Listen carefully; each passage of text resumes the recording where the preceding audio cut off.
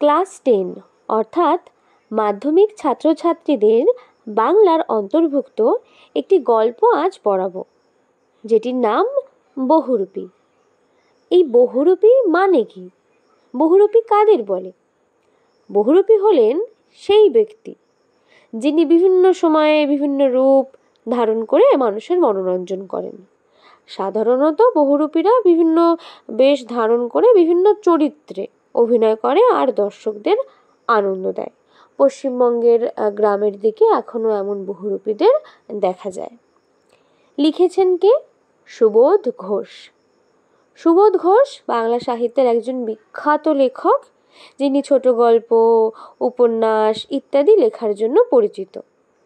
তার কাজের মধ্যে অযান্ত্রিক এটি বিশেষভাবে উল্লেখযোগ্য। এই অযান্ত্রিকটা একটি সিনেমাও বানানো হয় এবং বাংলা সাহিত্যে এটি একটা মাইল ফলক হিসেবে বিবেচিত।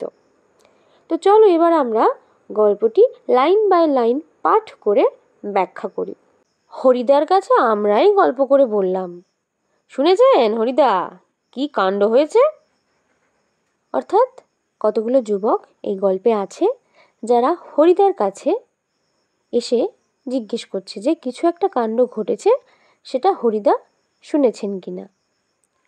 উনানের মুখে ফু দিয়ে আর অনেক ধোঁয়া উড়িয়ে নিয়ে হরিদা এবার আমাদের কথার জবাব দিলেন, না কিছুই শুনিনি। জগদীশবাবু যে কি কাণ্ড করেছেন শোনেননি হরিদা? না রে ভাই, বড় মানুষের কাণ্ডের খবর আমি কি করে শুনবো, আমাকে বলবেই বা কে? 7 দিন হলো এক সন্ন্যাসী এসে জগদীশবাবুর বাড়িতে ছিলেন। খুব উঁচুদরের সন্ন্যাসী, হিমালয়ের গুহাতে থাকেন। সারা বছরে শুধু একটি হরিতকি খান, এছাড়া আর কিছুই খান না। সন্ন্যাসীর বয়সও 1000 বছরের বেশি বলে অনেকেই মনে করেন। হরিদা তখন বলেন, সন্ন্যাসী কি এখনো আছেন? না, চলে গিয়েছেন, আক্ষেপ করেন হরিদা। অর্থাৎ এই যে শুনলো যে সন্ন্যাসী চলে গেছে, এটা শুনে হরিদার ভীষণ আক্ষেপ হয়। তিনি বলেন, থাকলে একবার গিয়ে পায়ে ধুলো নিতাম।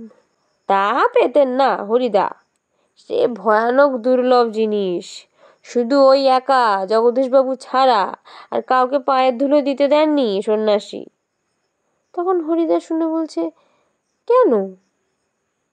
জগদীশবাবু একজোড়া কাঠের খড়মে সোনার বোল লাগিয়ে ওই সন্ন্যাসীর পায়ের কাছে ধরলেন, তখন বাধ্য হয়ে সন্ন্যাসী পা এগিয়ে দিলেন, নতুন খড়ম পরলেন, আর সেই ফাঁকে জগদীশবাবু পায়ের ধুলো নিয়েছেন। তাহলে গ্রামে জগদীশবাবু বলে একজন ধনী লোক থাকে, তার বাড়িতে এক সন্ন্যাসী এসেছেন, যিনি ভীষণ উঁচু দরের সন্ন্যাসী, হিমালয়ের গুহায় থাকেন, সারা বছরে একটাই হরিতকি খান, আর অনেক বছর বয়স তার। তো সে কাউকেই পায়ের ধুলো দিচ্ছেন না। শুধু সেই ধনী জগদীশবাবু ওনাকে একটা কাঠের খড়ম দিয়েছে, যেটাতে আবার সোনার বোল লাগানো। সেই জুতো পরার ফাঁকেই জগদীশবাবু ওনার পায়ের ধুলো নিয়ে নিয়েছে। তখন এইটা শুনে হরিদা বলছে, বাহ, এ তো বেশ মজার ব্যাপার। হ্যাঁ, তাছাড়া সন্ন্যাসীকে বিদায় দেওয়ার সময় জগদীশবাবু 100 টাকার একটা নোট জোর করে সন্ন্যাসীর ঝোলার ভেতর ফেলে দিলেন। সন্ন্যাসী হাসলেন আর চলে গেলেন। গল্প শুনে খুব গম্ভীর হয়ে গেলেন হরিদা। অনেকক্ষণ চুপ করে রইলেন। আমরা কি বলছি বা না বলছি সেদিকে হরিদার যেন কান নেই। হরিদার উনানে আগুন তখন বেশ গনগন হয়ে জ্বলছে। আমাদের চায়ের জন্য 1 হাঁড়ি ফুটন্ত জল নামিয়ে দিয়েই হরিদা তার ভাতের হাঁড়িটাকে উনানে চড়ালেন। তাহলে এই যুবকেরা হরিদার বাড়িতে এসেছে বলে উনি হাঁড়িতে চায়ের জল ফুটিয়েছিলেন, এবং সেই চায়ের জন্য 1 হাঁড়ি ফুটন্ত জল নামিয়ে উনি আবার ভাতের হাঁড়ি বসালেন। এবং এই সন্ন্যাসীর কথাটা শুনে ভীষণ গম্ভীর হয়ে গেল হরিদা। যে কেমন সন্ন্যাসী, যিনি টাকা নেয়, যিনি সোনার খড়ম নেন, শহরের সবচেয়ে সরু এই গলিটার ভিতর এই ছোট্ট ঘরটায় হরিদার জীবনের ঘর, আর আমাদের চারজনের সকাল সন্ধ্যার আড্ডার ঘর।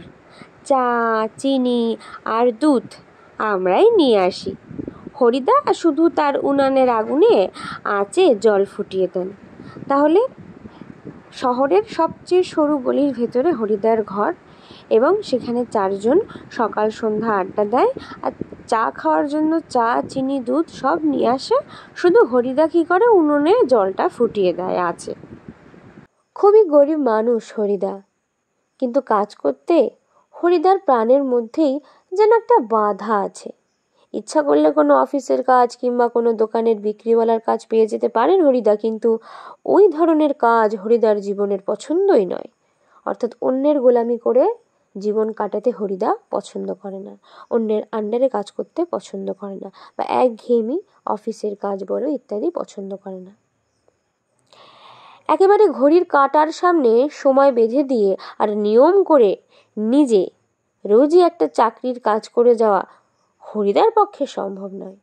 বলছে যে টাইম মেনটেন করে রোজ একই কাজ সারা জীবন করে যাওয়া, এইটা হরিদার পছন্দ নয়, বা হরিদা এটার কাজ করতে পারবে না।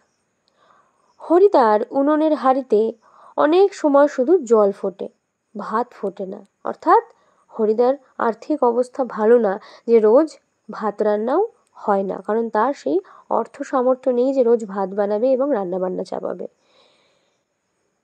এই একঘেয়ে অভাবটাকে সহ্য করতে হরিদার আপত্তি নেই, কিন্তু একঘেয়ে কাজ করতে ভয়ানক আপত্তি। অর্থাৎ এই যে খেতে পাচ্ছে না, এই যে এত অভাব, একঘেয়ে জীবন, অভাবের জীবন, এটা উনি মেনে নিতে পারলেও একঘেয়ে কাজ করে উনি জীবন কাটাতে নারাজ। হরিদার জীবনে সত্যি একটা নাটকীয় বৈচিত্র্য আছে। নাটকীয় বৈচিত্র্য মানে অর্থাৎ যার জীবন, প্রত্যেক দিনের জীবন বৈচিত্র্যময়, বিভিন্ন রকম। আর সেটাই যে হরিদার জীবনের পেশা, অর্থাৎ ওনার জীবনেও যেরকম একটা নাটকীয় বৈচিত্র্য আছে, অর্থাৎ খেতে পাচ্ছে না অথচ উনি কাজ করতে নারাজ, এটা তো সাধারণ মানুষের পক্ষে অসম্ভব, কিন্তু হরিদার কাছে এটা বেশ নাটকীয়ভাবে সুন্দর লাগে। আর ওনার যে পেশা জীবনে, সেই পেশাটাও এরকম নাটকীয় এবং বৈচিত্র্যময়। কেন, ওনার কি পেশা? না, হরিদা হলো একজন বহুরূপী। হরিদা মাঝে মাঝে বহুরূপী সেজে যেটুকু রোজগার করেন তাতেই তার ভাতের হাঁড়ির দাবি মিটিয়ে দিতে চেষ্টা করেন। মাঝে মাঝে সত্যিই উপবাস করেন হরিদা, তাহলে মাঝে মাঝে ভাত খাওয়াটুকুও ওনার জোটে না। এই বহুরূপীর কাজ করে অত অর্থ সামর্থ্য ওনার হয় না। তারপর একদিন হঠাৎ আবার এক সকালে কিংবা সন্ধ্যায় বিচিত্র ছদ্মবেশে অপরূপ হয়ে পথে বের হয়ে পড়েন। কেউ চিনতে পারে না, যারা চিনতে পারে তারা 1 আনা 2 আনা বকশিস দেয়, আর যারা চিনতে পারে না তারা হয় কিছুই দেয় না, কিংবা বিরক্ত হয়ে 2-1 পয়সা দিয়ে দেয়। একদিন চকের বাস স্ট্যান্ডের কাছে ঠিক দুপুরবেলাতে একটা আতঙ্কের হল্লা বেজে উঠেছিল। একটা উন্মাদ পাগল, তার মুখ থেকে লালা ঝরছে, 2 চোখ কটকটে লাল, তার কোমরে একটা ছেঁড়া কম্বল জড়ানো, গলায় টিনের কৌটোর মালা, একটা থান ইট হাতে তুলে নিয়ে বাসের উপরে বসা যাত্রীদের দিকে তেড়ে তেড়ে যাচ্ছে। চেঁচিয়ে উঠছে যাত্রীরা, 2-1 পয়সাও ফেলে দিচ্ছে। একটু পরেই বাসের ড্রাইভার কাশীনাথ ধমক দেয়, খুব হয়েছে হরি, এবার সরে পড়ো, অন্যদিকে যাও। তাহলে এই যে পাগল সেজে, পাগলের বর্ণনাটা ভালো করে দেখো, ছেঁড়া কম্বল জড়ানো কোমরে, চোখ টকটকে লাল, লালা ঝরছে, যা যা বলছে, এটা দেখে প্রথমে কেউ বুঝতেই পারেনি যেটা হরি বাসের ড্রাইভারকে কাশীনাথ, তিনি বুঝতে পেরেছে এবং তিনি বলছে যে হরিকে সরে যেতে। তো এইটা শুনে বাকিরা সবাই কি বলছে, ওইটাই কি একটা বহুরূপী? অর্থাৎ উনি পাগল না, আসলে উনি পাগল সেজে ঘুরে বেড়াচ্ছে। বাসের যাত্রীরা কেউ হাসে, কেউ বা বেশ বিরক্ত হয়, কেউ আর বেশ বিস্মিত, সত্যি খুব চমৎকার পাগল সাজতে পেরেছে তো লোকটা। হরিদার জীবন এইরকম বহু রূপের খেলা দেখেই একরকম চলে যাচ্ছে। এই শহরের জীবনে মাঝে মাঝে বেশ চমৎকার ঘটনা সৃষ্টি করেন বহুরূপী হরিদা। অর্থাৎ এই যে হঠাৎ করে একদিন শহরের মাঝে পাগল সেজে চলে এলো, সবাই ভীষণ ভয় পেয়ে গেল। তো এইরকমই টাইপের চমৎকার ঘটনা উনি সৃষ্টি করে। তো একদিন এরকম সন্ধ্যার আলো সবেমাত্র জ্বলেছে, দোকানে দোকানে লোকজনের ব্যস্ততা আর মুখরতাও জমে উঠেছে। হঠাৎ পথের ওপর দিয়ে ঘুঙুরের মিষ্টি শব্দ রুমঝুম করে বেজে বেজে চলে যেতে থাকে। এক রূপসী বাইজি প্রায় নাচতে নাচতে চলে যাচ্ছে।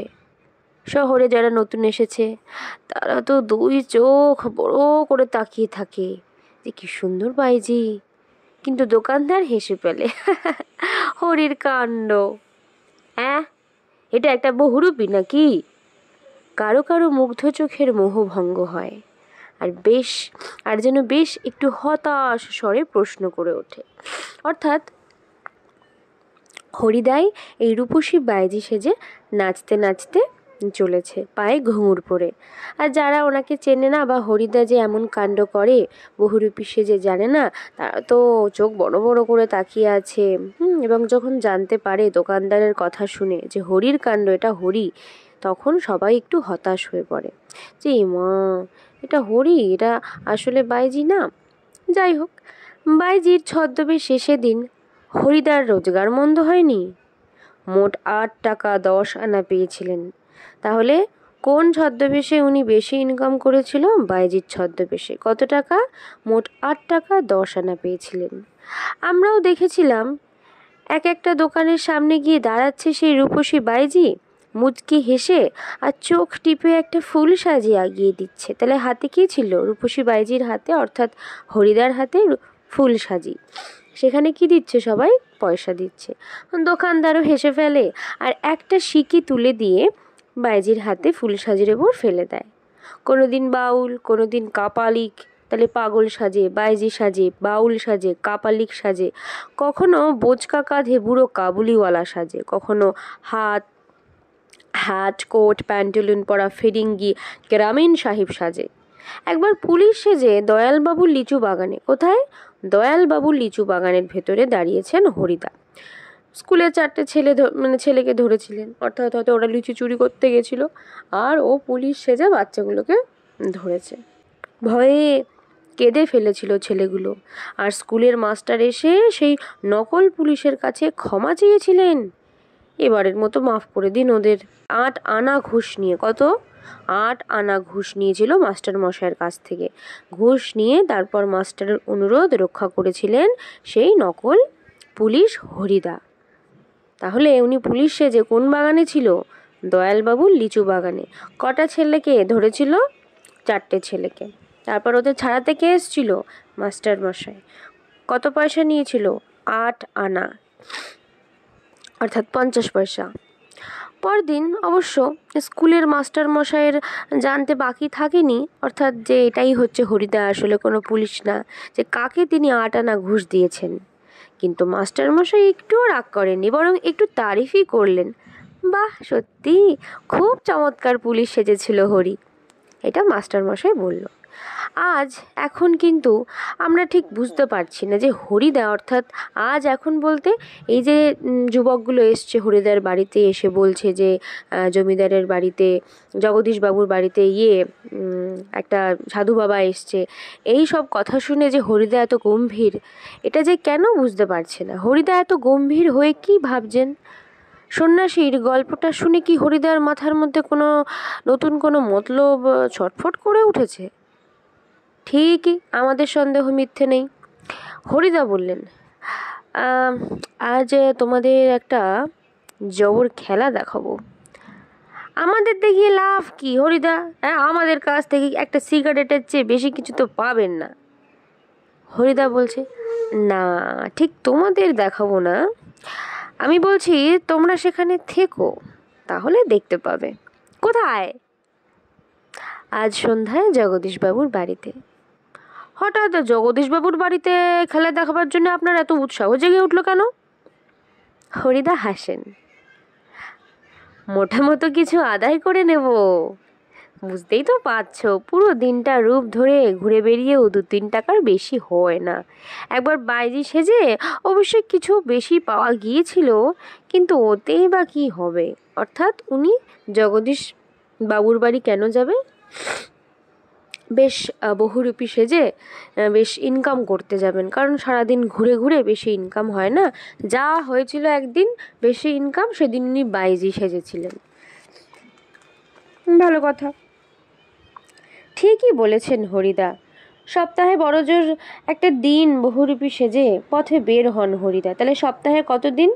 বড়জোর একটা দিন।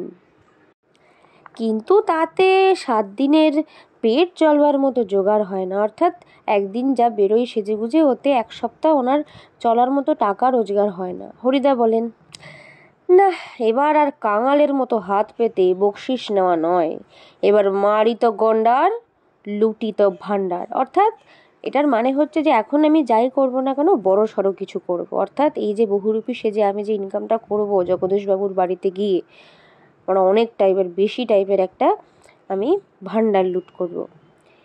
একবারই যা ঝেলে নেব তাতে আমার সারা বছর চলে যাবে। তাহলে এমন সাজা সেজে যাবে আর এমন অভিনয় করবে বহুরূপী সেজে যে একেবারে 1 বছরের ইনকাম উঠে আসতে বাধ্য। কিন্তু সে কি করে সম্ভব? জগদীশবাবু ধনী মানুষ বটে, কিন্তু বেশ কৃপণ মানুষ, অর্থাৎ কিপটে। বড়লোক হলেও বড্ড কিপটে জগদীশবাবু। হরিদাকে একটা যোগী সন্ন্যাসী কিংবা বৈরাগী সাজতে দেখে কত আর খুশি হবেন জগদীশবাবু? আর খুশি হলেই বা কত আনা বকশিস দেবেন? 5 আনার বেশি তো নয়। হরিদা বলেন, তোমরা যদি দেখতে চাও তবে আজ ঠিক সন্ধ্যাতে জগদীশবাবুর বাড়িতে থেকো। আমরা বললাম, থাকবো থাকবো, আমাদের স্পোর্টের চাঁদা নেওয়ার জন্য আজ ঠিক সন্ধ্যাতেই জগদীশবাবুর কাছে যাব।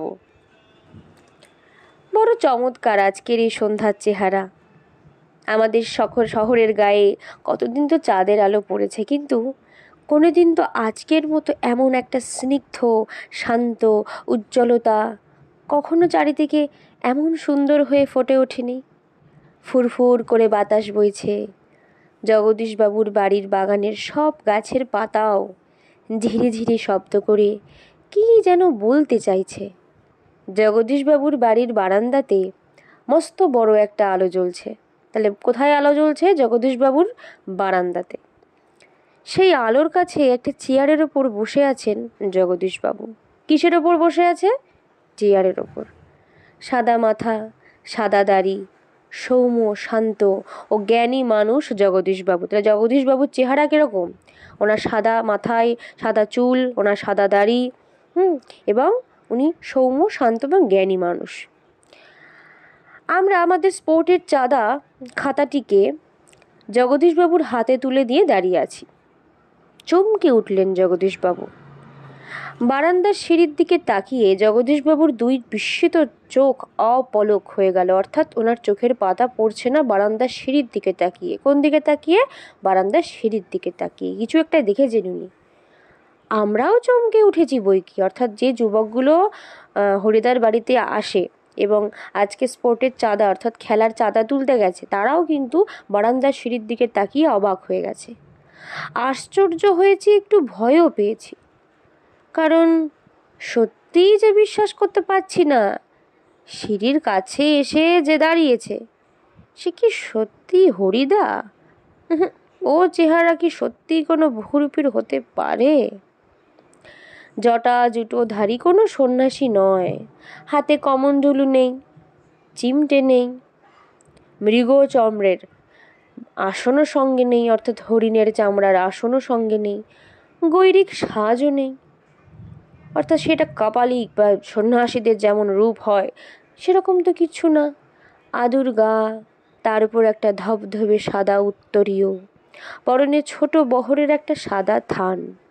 তাহলে যাকে দেখছে তার পরনে কি? সাদা উত্তরীয় আর সাদা থান।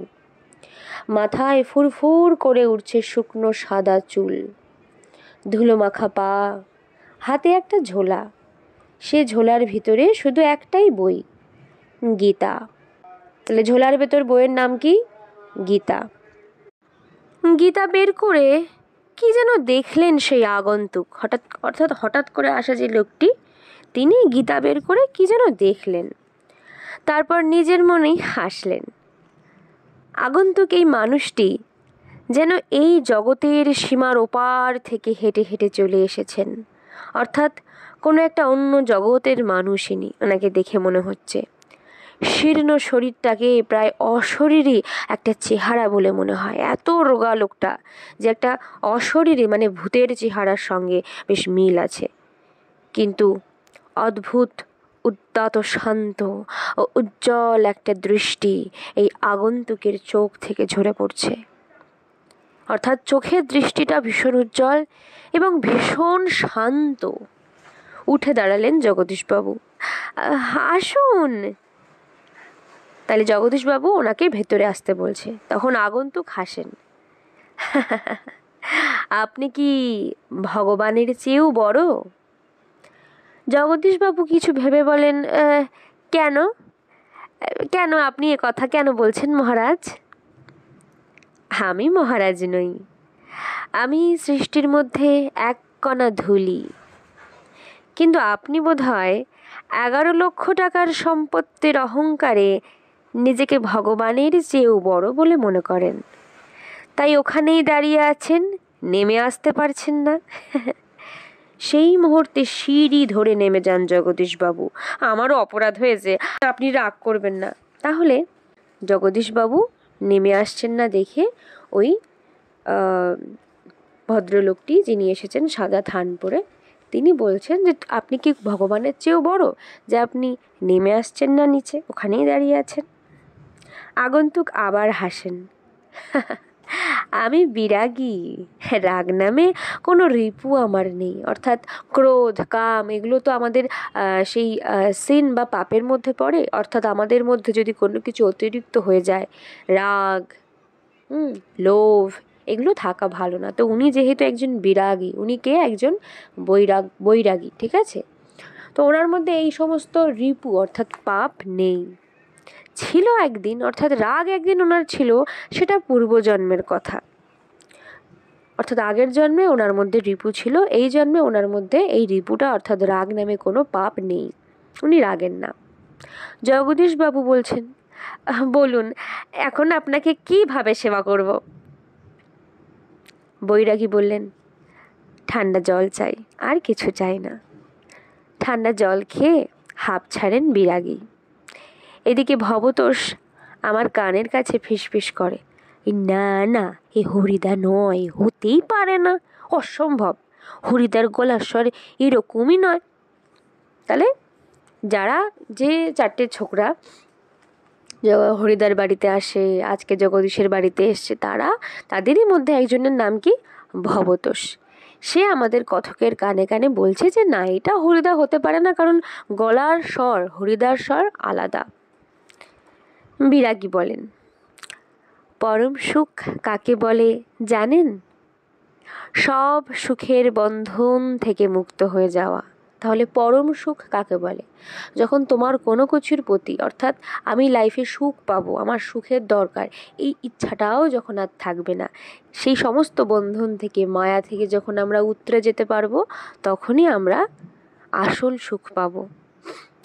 ভবতোষের কানের কাছে মুখ এগিয়ে দিয়ে অনাদি বলে। তাহলে 4জন ছেলের মধ্যে একজনের নাম ভবতোষ, একজনের নাম অনাদি। অনাদি কি বলছে শুনছো তো? এসব ভাষা কি হরিদার মুখের ভাষা হতে পারে? অর্থাৎ ওরা কেউ বিশ্বাস করতে পারছে না, বলছে হরিদা এরকম কথা বলতেই পারে না। হ্যাঁ, এটা হরিদা হতেই পারে না, এটা হয়তো রিয়েলি কোনো বিরাগী এসছে, হরিদা হয়তো এখনো আসেনি। জগদীশবাবু ততক্ষণে সিঁড়ির ওপরে বসে পড়েছেন। বোধ হয় বিরাগীর পা স্পর্শ করার জন্যে তার হাত দুটো ছটফট করতে শুরু করেছে। জগদীশবাবু বলেন, আমার এখানে কয়েকটা দিন থাকুন বিরাগীজি, আপনার কাছে এটা আমার প্রাণের অনুরোধ। 2 হাত জোর করে বিরাগীর মুখের দিকে তাকিয়ে থাকেন জগদীশবাবু। বিরাগী হাসেন। বাইরে খোলা আকাশ থাকতে আর ধরিত্রীর মাটিতে স্থান থাকতে, ধরিত্রী মানে পৃথিবী, বলছে আকাশ আছে আমার মাথার উপরে, পায়ের নিচে পৃথিবীর মাটি আছে, আমি এক বিষয়ীর দালান বাড়িতে মানে বাড়ির ঘরে থাকবো কেন বলতে পারেন? তাহলে এই পৃথিবী যখন আমাকে এক বাসস্থান দিয়ে দিয়েছে, খোলা আকাশ মাটি, আমি আপনার বাড়িতে কেন থাকবো বলুন তো? তখন জগদীশবাবু বলেন, বিরাগীজি। জগদীশবাবুর গলার স্বরের আবেদন করুণ হয়ে ছলছল করে। বিরাগী বলেন, না না না, আপনার এখানে জল খেয়েছি এই যথেষ্ট। পরমাত্মা আপনার কল্যাণ করুক, অর্থাৎ ঈশ্বর আপনার কল্যাণ করুক, কিন্তু আপনার এখানে থাকা আমার পক্ষে সম্ভব নয়। জগদীশবাবু বলেন, তবে অন্তত একটু কিছু আজ্ঞা করুন যদি আপনাকে কোনো।